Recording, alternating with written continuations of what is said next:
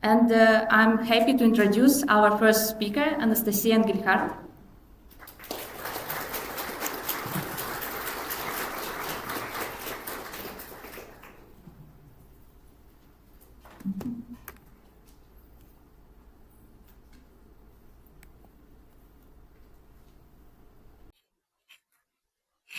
Hello everyone. Today I will talk about cross-cultural debugging Serbian and Russian approach to IT.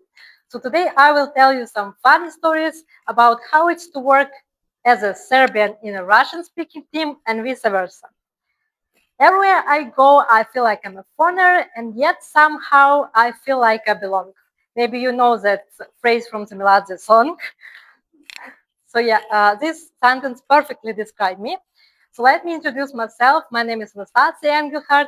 I'm a QA engineer from the likes of DXC, and also originally I'm from Moscow. I have lived in Serbia for the past 10 years, and my daily work includes both collaborating with Serbian-speaking colleagues and Russian-speaking colleagues. So over the years, I have seen how our cultural difference and similarities had shaped the way we work together. So I want to ask you, how many of you have worked with a team from a different country? Raise your hand. I think almost everyone. Great. Then you know that working with a team from a different culture can be fun and sometimes, let's just say, challenging. So today I will compare the Russian and Serbian IT work culture in the first impression, soft skills, also team building and team community. So first impressions. Since I have switched to QA in Serbia, my first job was a completely Serbian team, completely Serbian startup. And my first IT interview was in a completely Serbian language. I was already anxious, and right after the beginning, there is a really funny story. They started to ask me questions like, why did you move to Serbia? Did your husband Serb?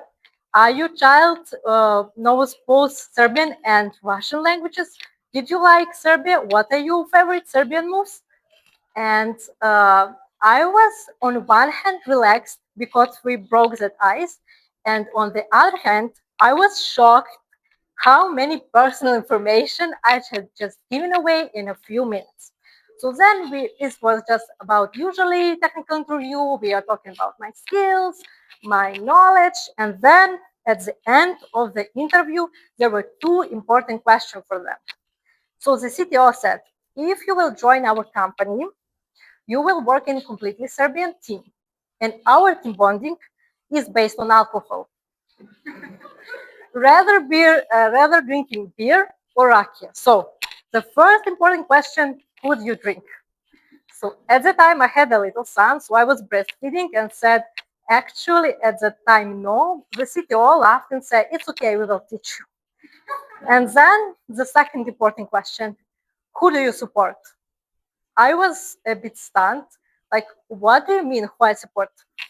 Crvena zvezda or Partizan? I said, I'm not really into football. I don't know. Maybe I need some time. No, you need to answer right now. Crvena zvezda or Partizan? I think, I guess Crvena zvezda, and the CTO shouted, perfectly. Our team supports Crvena zvezda. We're going to the stadiums. We're watching football matches every Friday. Perfectly. And that was my introduction to Serbian IT workplace culture.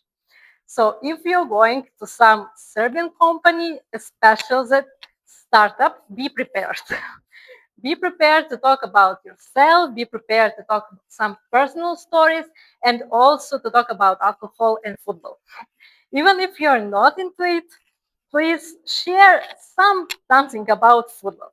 And also, one important tip is to use as many Serbian words as you know. So Serbians really appreciate it. And if you're in Serbia for the last 3 years and you know only Dobar dan, ne treba kesa, actually Serbs will be sad.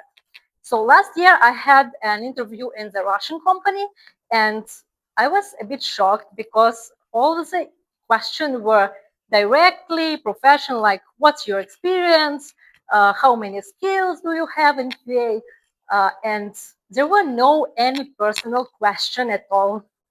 And I was stunned because in first my Serbian interview, it was a lot of personal questions. So let's sum up. If we're talking about Serbians, they're curious, they want to share stories, and they also expect some personal story in return.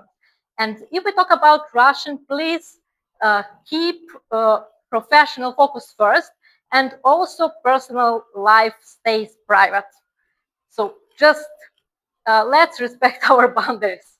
And the second story will be about soft skills and daily talk. So in Serbia, especially in Serbian collective, the Monday morning is a mini social networking event. Trust me. So one question, how was your weekend?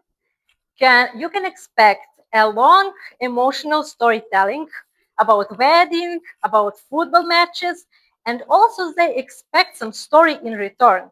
So if you're talking with Serb and he asks you, how was your weekend? And you answer, it was fine. He will not feel pleasant. So story time, again, my first IT job, the startup. One Monday morning, I came to the office and heard how one colleague said, so this weekend, we are going to the cousin's wedding in another city. I knew there will be a long story and everyone in our department will be an active listener. So for the following 20 minutes, we heard how their car had broken, how their relatives pick them up, what they eat, what they drink, how much they drink, and also they had taken the printed photos from the wedding photographer, pointed who was who. So it was a really funny story. And if we compare if we go through to the Russian collective, like you are in the Russian office and you're standing by the coffee machine and you are talking to some colleagues that you're not close with, the dialogue will be, hello, hello, the weather is fine, yeah, nice to see you. So the conversation is over under a minute, and maybe some colleague will have some headphones, so you will not have the conversation at all, actually. So also, if we're talking about the Serbian coffee breaks, it's not only about wedding and about weekend, it's also about some internal valuable information. So if you join the Serbian coffee break, you will hear all the gossip, all about the internal changes, all about some new opportunities. So I suggest you should have a coffee breaks with the Serbians. So the benefit of the Serbian coffee breaks are some stories that you will remember because their personal experience, they are really funny, and also the stories that build sense of closeness. So you more feel like a friends, not just the colleagues. And also you can hear some valuable internal company information. So for Russian, if you're in some Serbian company, I would say join the coffee event, be open, share some personal stories that you're okay with. And if you're Serbian in a Russian collective, I suggest you to have some time, also to be polite, and to talk about some professional stuff, some tech things, not personal stories. So the third section is community culture. So now here we're on the QA Serbian Hub Meetup, and it is professional gathering all the QA. The creation of these events and also the professional gathering is essential for our professional growth. And what is important, and what if we compare the last 5 years in Serbia, if we have the sudden burst of meetups, workshop, conference, it's always Russian. Trust me, it's always Russian. Why? Because in our country, in Russian, career is a priority. Professional growth matter. And also we have that mentorship culture. So from the school, our teacher said, if you're excellent in something, you need to help some others that have problems with it. So it continues in university, it also continues in our career. So we organize some meetups, we organize workshops, and sharing knowledge.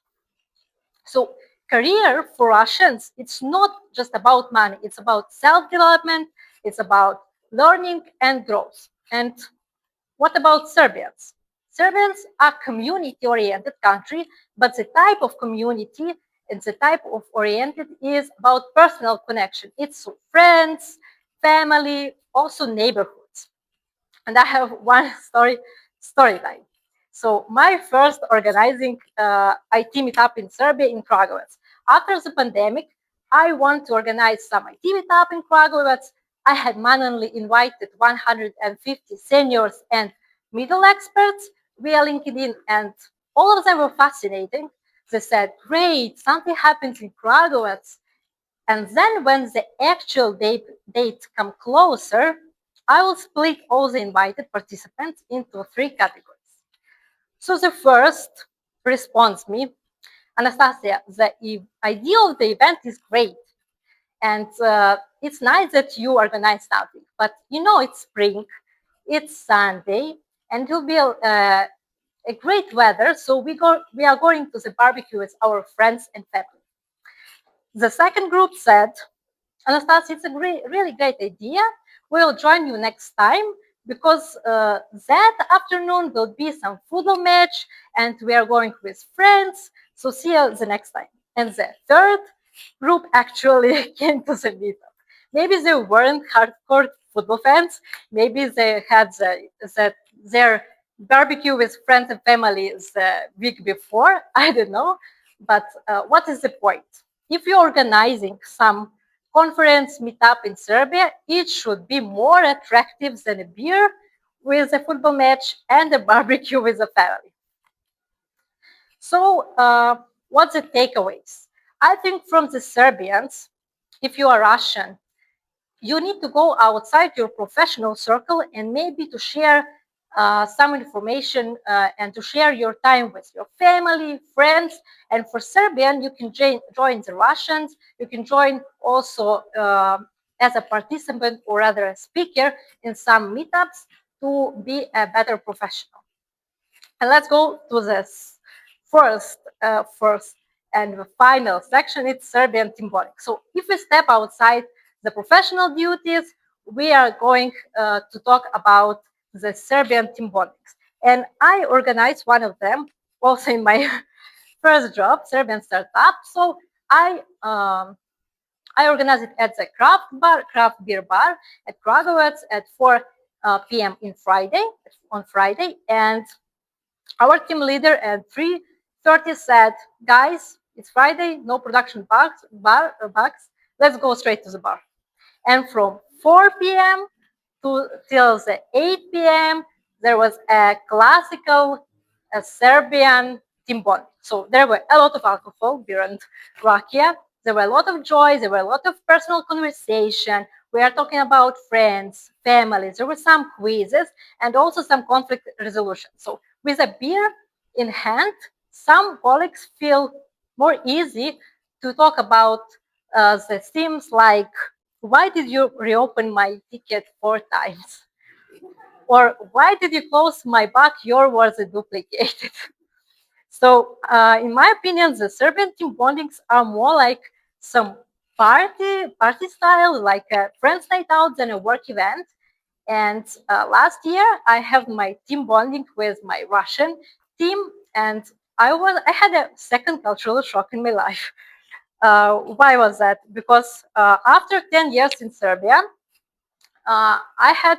we have the team bonding in the Mexico restaurant, and we started to talk about intellectual broader topics.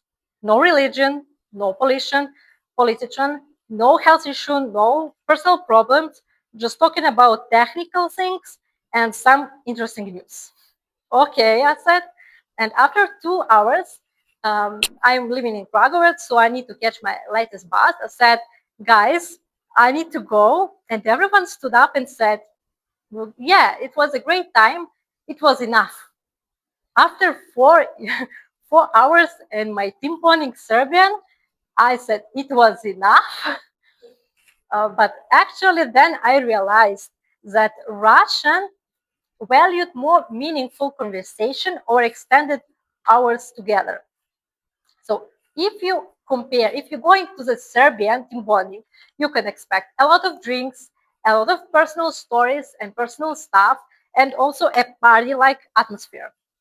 And if you're going to some Russian team bonding, you'll expect some intellectual topics, some broader conversation, also respect for your personal stories, no personal discussion, and also shorter time together.